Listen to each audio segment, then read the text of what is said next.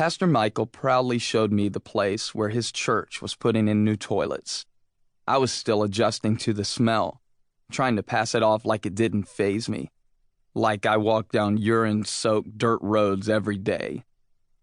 These toilets would not be very nice by the standards of your country, Michael explained. I know that.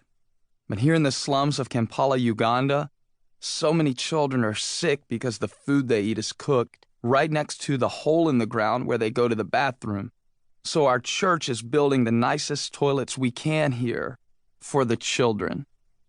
I had a hard time concentrating as he went on laying out his plans because as soon as he said the word children, my gaze drifted to a cluster of kids playing some variation of capture the flag on the trash heap behind the church. The church was really just a shed, and instead of a flag, the kids appeared to be competing for an orange peel. It was weird how content these kids seemed, playing with just a peel. More content, it appeared to me, than a lot of kids back home seemed playing with a Wii. And this garbage heap here on the edge of Pastor Michael's church property looked like the neighborhood hotspot. How, I wondered, would parents of elementary school kids at my church react if they were asked to drop their children off at a playground like this one? Pastor Michael's church members obviously weren't worried about it. They had been under the shed worshiping loudly for about an hour, and I realized they thought nothing of the fact that there was a small goat eating breakfast on top of the trash heap right next to where their kids were tossing around the orange peel. A scrawny, hungry, scary-looking goat. Michael must have noticed that I was taking in the scene. "This is a Muslim hill," he continued, yanking my attention back to our conversation. "I'm used to facing a lot of opposition. A lot of people do not want me here, especially the witch doctor who tried to destroy our church by threatening our members. But when we prayed for God to make fire fall down from heaven and his house burned down that same week, he left us alone." I shot him a questioning look. "Do not worry," he said, a twinkle in his eye. He was not home at the time. For the rest of the tour, I could barely keep up with Pastor Michael. He was moving fast and talking even faster.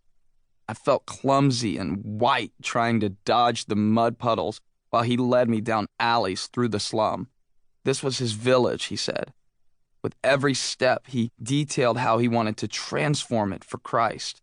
A school on this lot, a doctor's office on that lot. For the children, he kept saying. Tanya could act like a total diva if she wanted to. She's pretty, well-paid, locally famous, and uber-talented. So people in our community are noticeably shocked when they show up to help serve breakfast at a homeless shelter and see Tanya in the kitchen making scrambled eggs. It happened the other day.